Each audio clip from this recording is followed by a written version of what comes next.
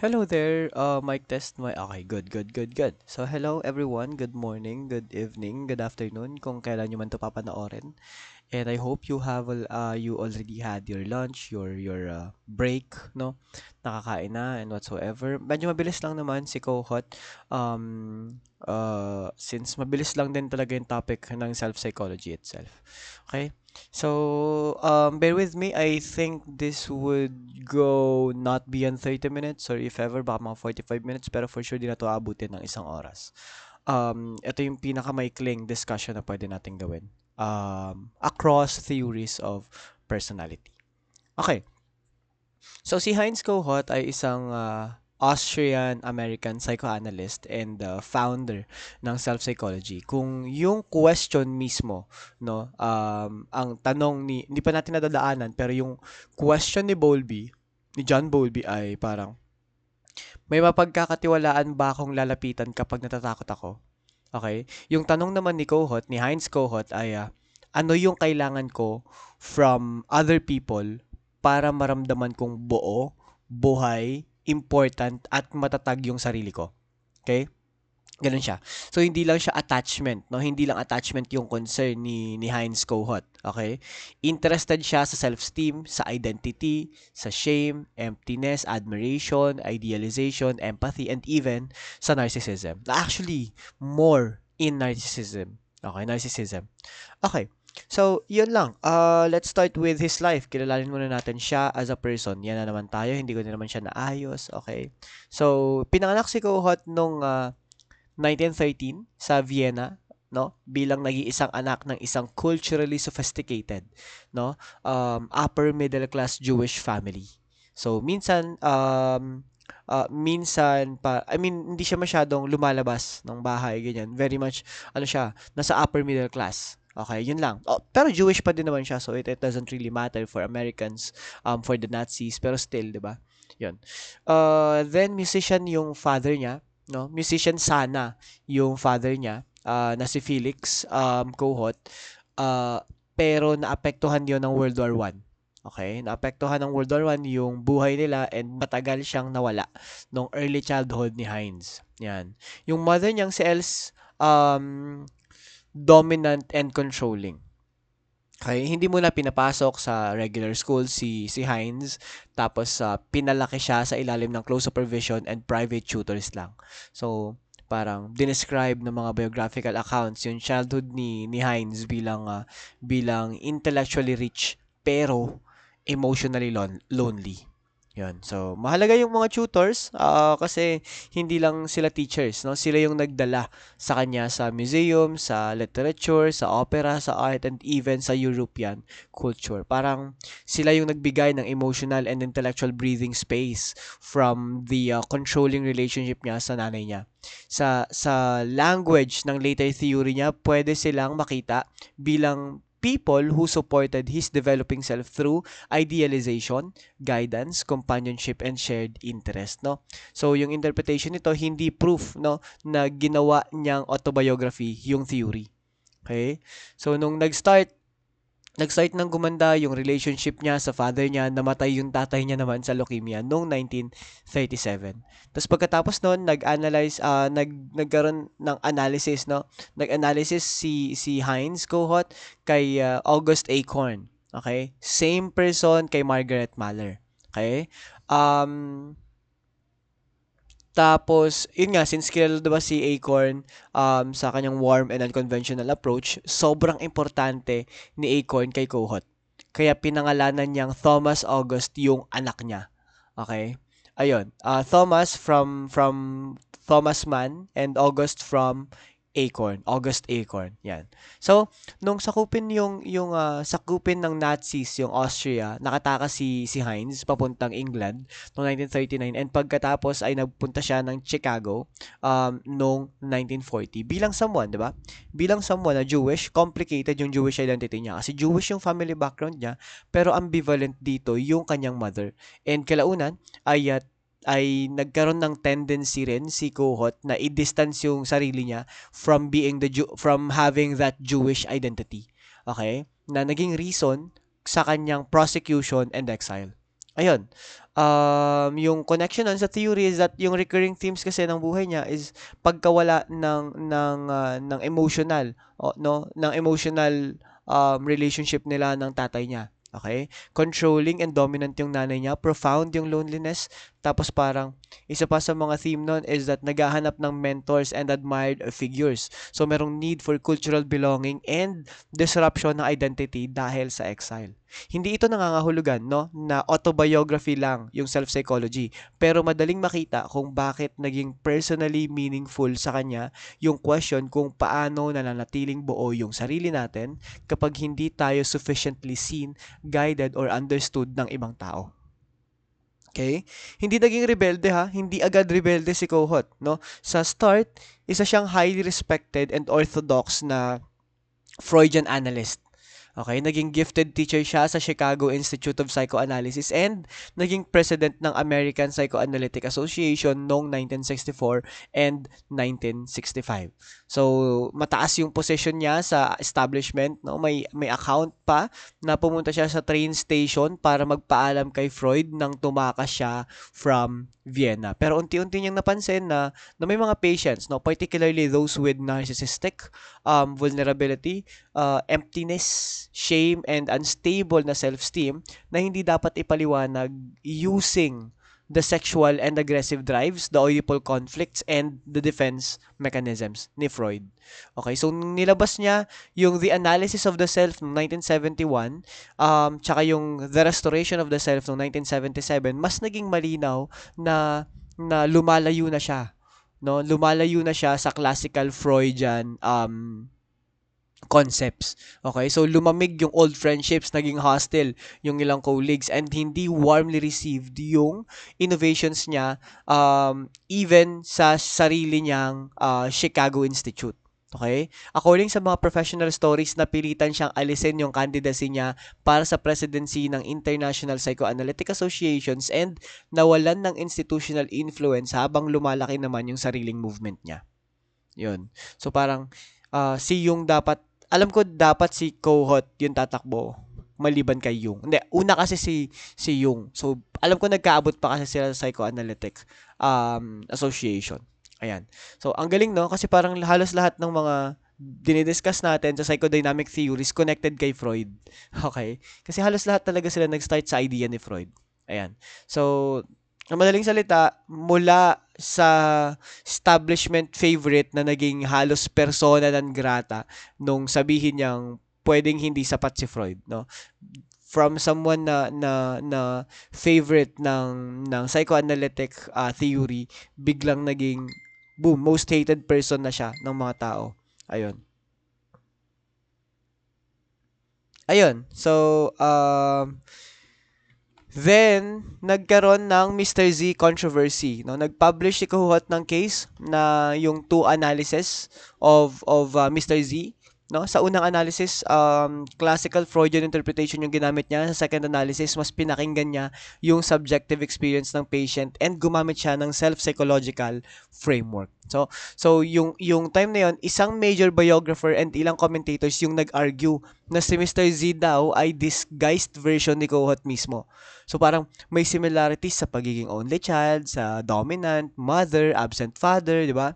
And personal experiences. So hindi ito universally proven. Kaya hindi dapat parang hindi siya enough para sabihing confirmed confession yon.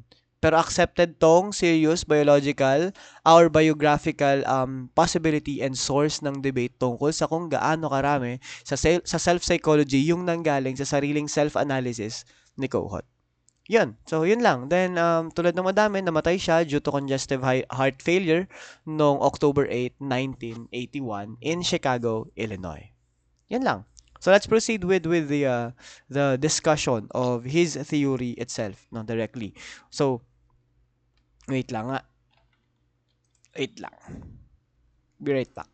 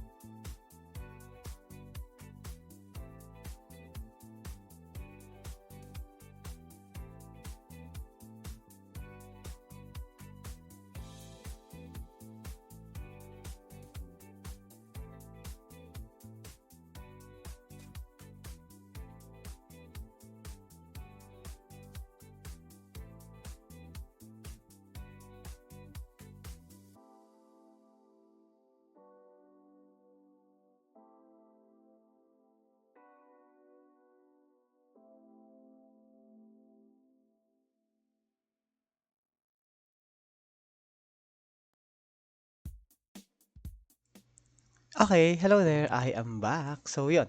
Inayos ko lang yung PowerPoint ko kasi naka-Mary Ainsworth pa din siya.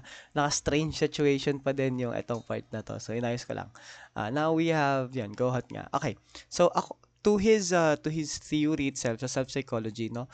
Para kay Freud kasi central yung conflict among id, ego, superego, sexual drives, 'di ba? Aggressive drives and external reality. Hindi naman yung tinapon ni Kohut, no? Lahat ng 'yon ay kinuha niya naman. Like, hindi niya parang sinabi na diniscard lahat, no? Hindi ganon. Pero sinabi niya may mga psychological problems na mas naiintindihan or mas maiintindihan bilang disturbance ng sarili. Okay? Hindi lang siya conflict ng drives. That's why he made the self-psychology. Okay? So, according to him, what is the self, no? The self is the person's subjective experience of being a cohesive, continuous, valuable, and purposeful individual. No? Ito yung pakiramdam na parang ako pa rin 'to kahit nagbago yung buhay ko, 'no? May halaga ako, may direksyon yung ginagawa ko, connected yung thoughts, yung emotions, katawan, and even yung goals ko as a person, 'no? Gano'n. Yung healthy self daw ay hindi ibig sabihin na palaging confident. Puwede kang ma-reject, malungkot, or mapahiya, pero hindi tuluyang guguho yung buong self, of identity mo. Okay, yun lang. So kapagka fragile ang self mo, puwede daw na may maliit na disappointment and puwede mong maranasan bilang, parang iniisip mo kaagad na hindi lang nabigo yung ginawa ko, wala akong kwenta bilang tao itself. Ganon siya, which is a problem, right? Ganon. So, isa sa pinakamalaking contribution ni Heinz ay ang idea niya in narcissism. Okay? According to him, it's a normal developmental necessity. Hindi lang siya immaturity, hindi lang siya vanity, hindi lang siya pathology. Okay? Hindi lang siya directly na ganun kagad. Ang sinasabi niya, kailangan daw maranasan ng bata na napapansin siya, pinagmamalaki siya, may taong malakas and maasahan for him, and may mga taong katulad niya o nakakaintindi sa kanya. Ang point niya is that kapag responsive pero realistic yung environment, yung infantile narcissism ay unti-unting nagiging realistic self-esteem, healthy ambition, ideals and values, creativity, humor, empathy, and even yung capacity na i-accept yung mga limitations niya as a person. Yung problema lang dito ay hindi yung pagkakaroon ng narcissistic needs. Ang problema dito ay kapag nananatiling archaic, desperate, rigid, or even insatiable yung mga to dahil hindi sila adequately met and transformed during development. Okay? So, work ni Kohut, ang grandiose self at idealized parent image, ano yan siya? Parang needed yan siya na ma-integrate para maging realistic ambitions, maging self-esteem, and maging ideals.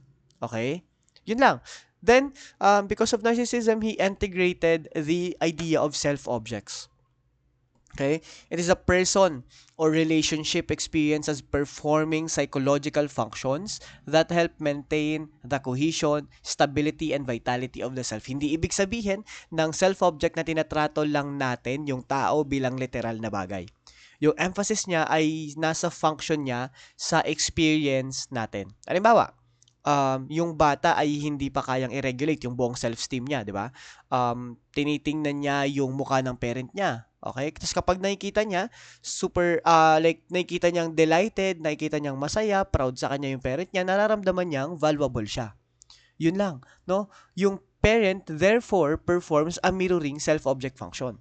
So, hindi nawawala yung self-object needs sa adulthood. Kahit mature adults ay nangangailangan pa rin ng recognition, inspiration, belonging, shared humanity, lahat tayo. 'Di ba? Kahit ako hanggang ngayon, gusto ko pa ding ina-assure ako ng mga tao sa paligid ko na kapag may nagawa ako, especially kapag big event yung nagawa ko, dapat parang gusto ko din nasasabihan ako na proud sila sa akin, na ganito, na ganyan, and that is normal. Okay? Yung maturity kasi, ang idea ni Heinz Kohut, ang maturity daw ay hindi siya katulad ng parang sobrang tatag mo as a person. Hindi siya parang yung, hindi ko kailangan ng kahit na sino. Hindi siya ganun. Okay? Yun. Ang idea niya about narcissism is that, kailangan ko pa rin yung iba. Pero hindi na nakasalalay sa bawat response nila yung buong pagkatao ko. Ganon. Parang iniisip niya, ang point niya is that hindi kayo yung magsasabi ng worth ko. Pero kailangan ko kayo para i-reassure ako na tama yung ginagawa ko, na parang ganito, na parang ganyan. Okay? That's the idea of maturity according kay Heinz Kohut. Now, meron tayong tatlong kind ng self-object needs. Okay? Una is the mirroring self-object needs. Okay? Sa bata, makikita ito kapag ka-excited niyang pinapakita yung drawing niya, di ba? Tapos, hindi lang niya hihingiin yung art criticism, yung gusto niyang makita sa reaction ng caregiver niya na parang masaya siya, na, ang galing mo, ganito, ganyan-ganyan, may halaga yung ginagawa mo, may value to, nakikita ko yung effort mo, ganun-ganun, no? Tinawag yun ni Kohut bilang paraan of mirroring, okay? Isa siyang gleam in the parent's eyes. Okay? Yung delight ng caregiver na tumutulong sa child na magkaroon ng self-worth. Okay? Kunwari, in modern days, no? Ngayon, kasi ang point nga naman ni Kohut ay pwede itong mangyari in modern situation, hindi lang pang bata, 'di ba? Kunwari, nag-present ka ng maayos sa trabaho mo, no? Tapos parang pinuri ka ng boss mo, ginanito ka, ganyan-ganyan. Basta ang daming ginawa sa'yo, parang ang ganda-ganda ng araw mo. 'Di ba? So, pag uwi mo, excited kang ikwento sa partner mo, 'di ba? Excited kang sabihin sa kanya ganyan ganyan. So yung healthy na mirroring self-object needs would say na parang sasabihan ka na parang ang galing-galing mo naman. Alam ko pinagandaan mo talaga 'yun. Proud ako sa iyo, ganyan ganyan. Syempre ganito, ganyan ganyan kasi magaling ka, ganon, no? Hindi kailangang sabihin na ikaw yung pinakamagaling sa buong mundo. Pero yung need lang doon is maramdaman mong seen ka, nakikita ka, and genuinely appreciated ka. Okay? Kasi kapag chronically unmet yung mirroring need mo, pwede kang magkaroon ng endless validation seeking. Bigla ka na lang maging people pleaser. O kaya, extreme sensitivity to being ignored. Natatakot ka na, ay, hindi ko na lang sasabihin kasi baka hindi niya ako pansinin. Okay? Ganun siya. Or even grandstanding. Minsan fishing na for compliments or even nagko-collapse kapag walang praise. Ganon. Yun yung nagiging problem ng mirroring self-object needs. Okay? So parang, ang iniisip mo na doon na parang, kailangan mong humanga sa akin para maramdaman kong may halaga ako. Which is a problem. Okay? Next one is the idealizing self-object needs. Okay? Sa bata, ito yung parang malakas si Papa, kapag kasama ko siya, ligtas ako. Ganon, no? Hindi kailangan objectively perfect yung parent. Ang importante dito is that kailangan niyang maging sufficiently stable para makahiram muna yung bata ng calmness, ng confidence, and ng direction dun sa caregiver na yon. Okay? Sa healthy development, hindi forever na nakadepende yung bata sa imagined perfection ng parent niya, no? Unti-unti niya tong ini-internalize. Okay? Ini-internalize niya yung qualities na to na parang iniisip niya, dahil paulit-ulit kong nararanasan yung calmness galing sa tatay ko, natututo akong pakalmahin din yung sarili ko. Kukunin ko yon. I-internalize ko yon. Okay? Idealizing. Kinukuha niya na, ito ganito yung tatay ko, dapat ganito din ako in the future. Ganun siya. Okay, sa theory ni Kohut, ang idealized parent image ay pwedeng maging foundation ng later values, ideals, and self-regulation. So kapag traumatic yung disappointment and walang repair, pwedeng manatiling desperate yung need na makadikit sa isang perfect or powerful figure. Okay? O kunwari sa jowa mo, no, may problema ka, tapos sobrang overwhelmed mo, no, kalmado yung partner mo, tapos sinabing parang, isa-isahin natin. Hindi natin kailangang ayusin lahat ngayong gabi. For a moment, humihiram ka ng stability from that specific person. Healthy yon. Okay? Nagiging problematic siya kapag kailangan mong maging perfect siya. 'Di ba? Hindi ka na makapagdesisyon kapag wala siya, o kaya totally worthless ka na, no, sa paningin mo kapag nagkamali siya. Okay? Na parang iniisip mo, ay siya nga hindi niya kaya, paano pa ako? Ano? That is problematic. Okay? Ganon. Ang nagiging pattern kasi kapag ka nagiging problematic is that Diyos ka habang hindi mo ako dinidisappoint. Pero kapag nagkamali ka, wala ka ng kwenta. At ako din. Okay? Yun yung problem. Yun yung unstable idealization. Hindi siya mature admiration. Okay? Now, the third one. Third one is the twinship. Okay? Or yung tinatawag din sa ibang term na alter ego. Ayan. Iba yung alter ego na na iniisip ninyo, yung ibang mga bagay na tungkol sa alter ego. Iba ang twinship dito. Ito yung experience dito. Kay Kohut, experience to na parang may katulad ako, no? Hindi ako alien, may nakakaget sa akin, no? Para siyang hindi literal na kailangan kambal, no? Pwede itong manggaling sa kapatid, kaibigan, sa partner, sa teacher, sa friend, sa professor, sa community, sa cultural group, kahit saan. Basta kasama na to sa early formulations ni Heinz, ang alter ego or yung twinship experience, no? Bagamat mas naging explicit lang to sa later development ng self-psychology, still matagal na tong kasama, okay, sa formulations niya ng self-psychology.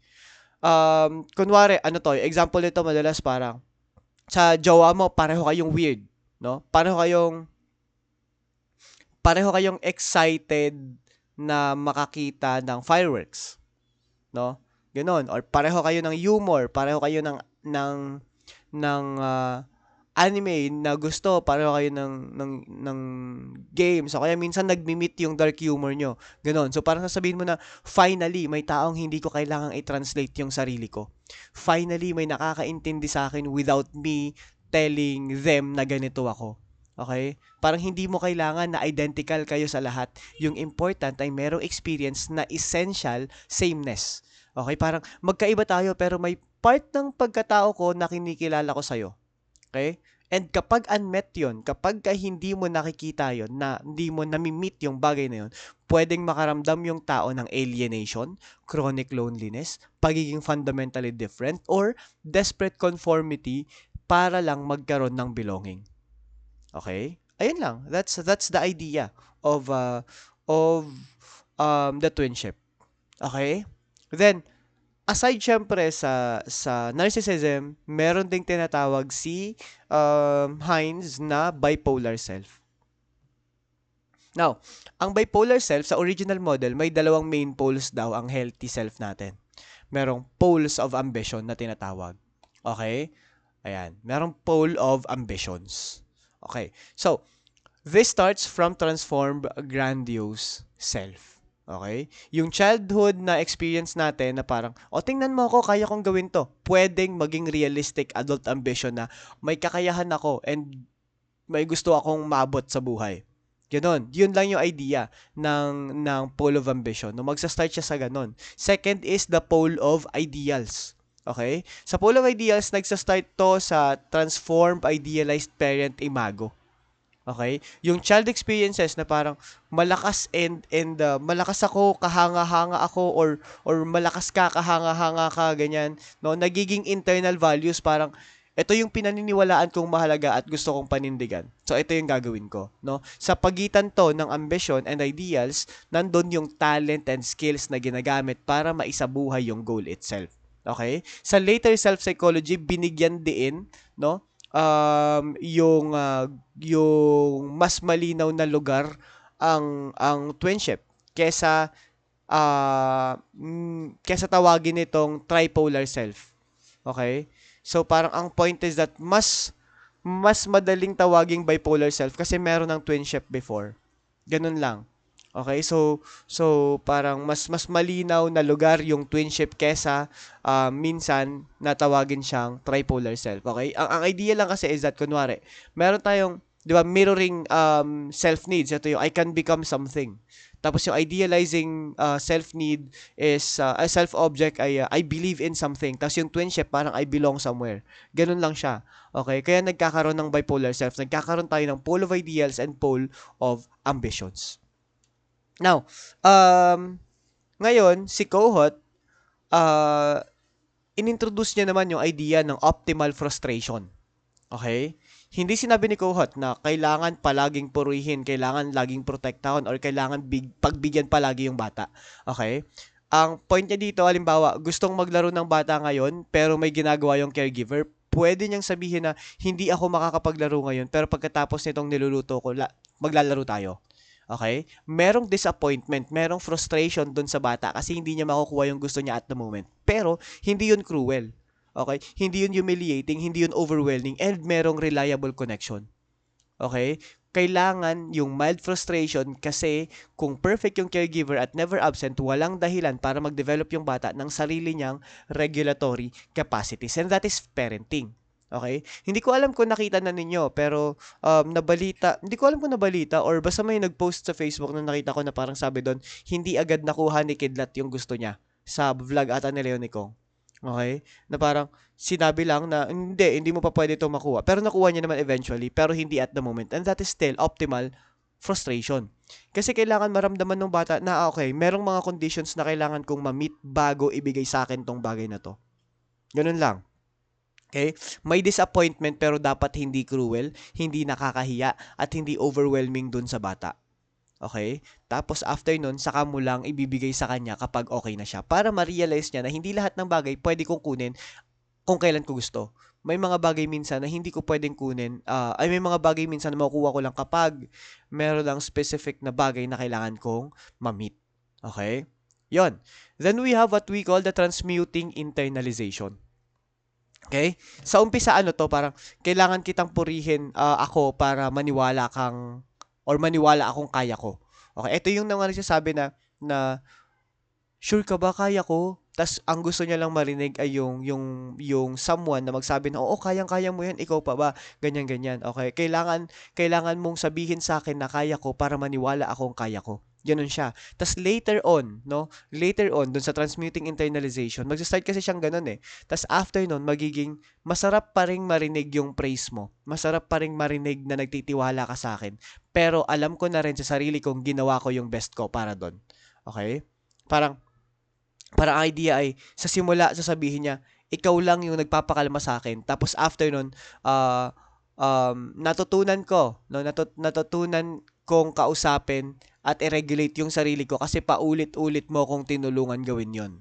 Ganun siya. Okay, that is transmuting internalization. Hindi siya nangyayari sa isang malaking separation, no? Nabubuo siya sa repeated cycle. Merong need, tapos magkakaroon ng empathetic response from the other person, tapos magkakaroon ng manageable disappointment, repair, tapos internalization. So kapag enough yung process, hindi nawawala yung need for others, pero nagiging mas flexible and mature yung isang person. Okay? Ganun lang. That is the idea of transmuting internalization. Now, kapag chronic, kapag traumatic, kapag humiliating or unpredictable yung failures ng caregivers, pwedeng hindi mabuo ng maayos yung cohesive self. Okay? Yung possible experience niya ay emptiness, deadness, lack of purpose, unstable self-esteem, intense shame, 'di ba? Dependence on praise, grandiosity, right? Para kay Kohot kasi yung grandiose behavior ay hindi laging tanda na sobra yung self-love. Minsan kasi kabaliktaran siya, parang ang madalas ang madalas na paraan ng pagpapakita sa ibang tao na sobrang galing ko, pwede siyang protection laban sa pakiramdam na wala ka talagang halaga, na wala ka talagang value, na hindi ka talaga ganito. Para siyang idea ng superiority complex ni Adler, 'di ba? Na yung superiority complex daw, nangyayari siya kapag merong intense inferiority feeling. So para matabunan natin yung inferiority feeling, nagkakaroon ng superiority complex. Okay? Hindi niya iniisip na sobrang lakas niya. Ang tinatago niya, sobrang hina niya. Ganun siya. No? Kaya hindi niya agad kino-confront yung grandiosity bilang arrogance itself. So tinatanong agad ni Kohut, tinatanong agad ni Heinz kung anong vulnerable self yung sinusubukan nitong protektahan. Okay? Parang ganun. 'Di ba? Also, 'di ba, big name, no? Big name si Kohut, si Heinz Kohut sa narcissism, no? Meron siyang tinatawag na narcissistic injury and narcissistic rage. Okay? So unahin natin yung narcissistic injury. No, it's a blow to a person's vulnerable sense of worth, cohesion, or significance. Okay? Hindi lahat ng criticism ay narcissistic injury. Nagiging ganun to kapag yung event ay maranasan, no? Kapag ang event ay maranasan, hindi lang bilang pagkakamali, kundi bilang distraction ng sarili. Parang iniisip niya kasi na hindi mo lang pinuna yung ginawa ko, hindi mo lang sinabi yung criticism mo, pinatunayan mong wala talaga akong halaga. Ganun siya. That is the idea of narcissistic injury. Kapag hindi na siya basta criticism lang. Kapag na-interpret siya ng isang tao bilang paninirang puri. Okay? Ganun siya. Kunwari may friend ka, no? Kunwari mo na perform ka. Tapos may friend ka. Yung friend mo, imbis na sabihin niya yung magagandang part, yung magagandang side plus the negative side, ang sinabi niya lang yung negative side. Tapos ang ginawa ng friend mo, sinabi niya din na parang, kung ako yung nag-perform, ganito yung gagawin ko. Ganon. So parang ang pakiramdam mo as a person would be, hindi mo lang sinabi yung criticisms mo eh. Pinahiya mo ko, pinatunayan mong wala akong kwenta, na pangit yung ginawa ko. Okay? That is narcissistic injury kasi merong blow, no? Merong blow dun sa vulnerable sense of worth, cohesion, and significance ng isang tao. Okay? Nagkaroon ng destruction of self. Alright? Naintindihan? Second is the narcissistic rage. Okay, narcissistic rage is the intense, often disproportionate reaction to perceived humiliation, rejection, defeat, or injury to the self. Example, hindi nakapag-reply agad yung partner.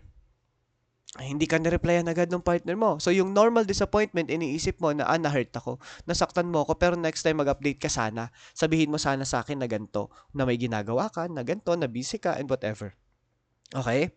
Pero yung narcissistically vulnerable response, no, ang iisipin niya, yung rage na mismo ng narcissistic would be, akala mo kung sino ka, wala ka namang kwenta, sisirain ko rin yung araw mo kasi sinira mo yung araw ko.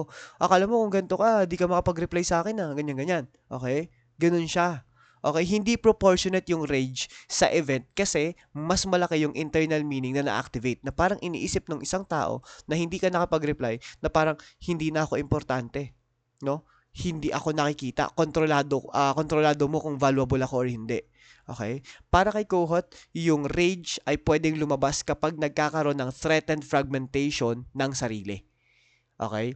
Yung mga critics nag-argue yan, no? Critics argued, however, minsan ay masyado niyang ine-explain yung aggression bilang reaction sa self-injury and hindi sapat na kinilala ang independent role ng aggression, conflicts, envy, and destructiveness. Okay? Now, yung pinakasikat, isa sa pinakasikat pa na contribution ni Kohut sa therapy niya is the empathy. Yan. Ito yung disciplined attempt no, to understand another person's subjective experience from within that person's psychological perspective. Tinawag niya tong vicarious introspection. Hindi lang to, kawawa ka naman. Hindi lang siya ganun, no? Hindi lang siya basta naaawa ka sa person. Okay? Hindi rin to parang, tama naman yung sinabi mo, tama ka naman lahat. And lalong hindi siya yung, dahil ganyan yung nangyari sa'yo, ibibigay ko lahat ng gusto mo. Hindi siya ganon. Ang point ni Kohut sa empathy is that it's a method of observation. Okay? Parang, ano yung experience nito mula sa loob ng patient? Ano yung meaning nito para sa kanya? Halimbawa, sinabi ng patient na, parang wala kang pakialam kasi 2 minuto ka ng late. Okay? So, yung classical confrontation, pwedeng sabihin na unreasonable yung reaction mo, projection lang yan. Okay? Kung pag-uusapan natin si Freud, ganun yung iisipin na confrontation itself. Pero, para kay Kohut, para kay Hines, iba. No, magsisimula siya sa idea na yung pagiging late ko ay pwedeng nagparamdam sa yung hindi ka mahalaga or madali kang kalimutan. Okay? So, hindi ibig sabihin na nag-agree siyang unforgivable yung 2-minute delay. Inuuna niya munang maintindihan yung injury bago mag-interpret. Ganun lang. Okay? So, binigyang diin ni Kohut, ni Hines, yung analyst ay dapat maunawaan and wag agad ma-moralize yung narcissistic needs ng patient. Okay? Sa mga clinical writing ni Hines, pinakita niyang pwedeng umatras or ma-fragment yung patient kapag hindi nakuha yung necessary empathetic understanding. Okay? So, sa therapy, pwedeng i-experience yung analyst bilang self-object. Okay? Kapag nag-mirror transference, gustong maramdaman ni patient na nakikita at naiintindihan mo ba ako? Sure ka ba na nagigets mo yung sinasabi ko? Naiintindihan mo ba yung nararamdaman ko? Okay? Pwede siyang maging highly sensitive kapag distracted, kapag neutral, or hindi impressed yung therapist. Pero kapag ka nag-idealizing transference, no? Nag-idealizing self-object tayo, gustong maramdaman ni patient na parang katulad kita. Hindi, sa twinship pala yun. Gusto niyang maramdaman na, ikaw yung stable, ikaw na yung wise, ikaw yung powerful na person na kailangan kong sandalan. No? Hindi siya dapat basta durugin bilang childish dependence, okay? Unti-unti itong inuunawa and tinutulungang ma-internalize yung isang bagay. Okay? Hinahayaan nating sumandal yung pasyente natin sa atin if idealizing transference yung gagamitin. Okay? Now, we also have the twinship transference. Sa twinship transference, ito yung parang gustong maramdaman ni patient na katulad kita. Naiintindihan mo yung pagiging ako kasi pareho lang tayo. Kasi same lang tayo. May pagkakapareho lang tayo. Okay? Ganun lang siya. So, sa original account ni Kohut, mirror, idealizing, at alter ego or twinship experiences ay mga important forms ng narcissistic transference. So, very much yung idea ng self-psychology ni Kohut is that it's all about the self-psychology. Okay? Yun lang. In criticisms, siguro ang problem lang masyadong parent-centered yung self-psychology niya talaga. Pwedeng magmukhang lahat ng narcissistic difficulties ay dahil hindi sufficiently empathetic yung parents, no? Pero development is also influenced, 'di ba, by temperament, biology, trauma, kaibigan, culture, socio-economic conditions, 'di ba? And even yung mga later relationships na meron tayo. Pangalawa, isa mga criticism niya is that under-emphasis yung aggression and conflict, 'di ba? Para sa mga critics kasi, masyadong nakikita daw ni Kohut yung rage bilang reaction sa narcissistic injury. So, pwedeng meron ding aggression, merong envy, merong competition, may guilt and unconscious conflict na hindi lang simpleng result ng self-object failure, baka ibang bagay pa. Okay? Pangatlo, masyadong vague and masyadong mahirap sukatin. Kunwari, yung mga concepts tulad ng cohesive self, fragmentation, self-object, and transmuting internalization, clinically meaningful sila. Pero mahirap silang i-operationalize and i-test systematically. Okay? Isa pa sa mga critics niya is yung risk ng confusing empathy with validation. Kasi kapag minamali yung application, pwedeng isipin ng therapist na kailangan niyang palaging mag-agree, kailangan niya palaging puriin yung pasyente niya, or even protektahan yung patient sa lahat ng frustration. Pero hindi yun yung mature version ng theory. Ang point kasi ng theory, kailangan pa rin ng reality, kailangan ng boundaries, kailangan ng interpretation, and optimal frustration. Okay? Additionally, isa sa mga criticism din is the biographical contamination. Kasi dahil sa similarities ng childhood niya sa case ni Mr. Z, may mga question kung yung theory ba ay partially generalized from the self, okay? Or emotional experience lang siya. No? Pero personally, inspiration does not automatically invalidate a theory. Okay? Kailangan pa rin siyang husgahan based sa clinical usefulness, sa consistency, and sa evidences na meron siya. Basically, para kay Kohut, hindi natin nalalampasan yung pangangailangang makita, masandalan, at makapag-relate sa ibang tao. Yung maturity daw ay yung kakayahang tumanggap ng mga yon nang hindi nakasalalay sa bawat responses, sa feedback ng iba sa kabuuan nating pagkatao. Yun. So those are the criticisms, no? And the summary itself of Kohut and his self psychology. Okay? So that's all. Sabi sa inyo maikli lang siya, super ikli niya lang. So if I think I have covered everything. So if I have already if you have any questions, if may mga questions ka pa, may mga magulo, may mga hindi naintindihan, let me know by sending me something through messages or even dito sa comment section. So, yun. Alright, so if there are none, thank you so much and you have a great day. Bye-bye.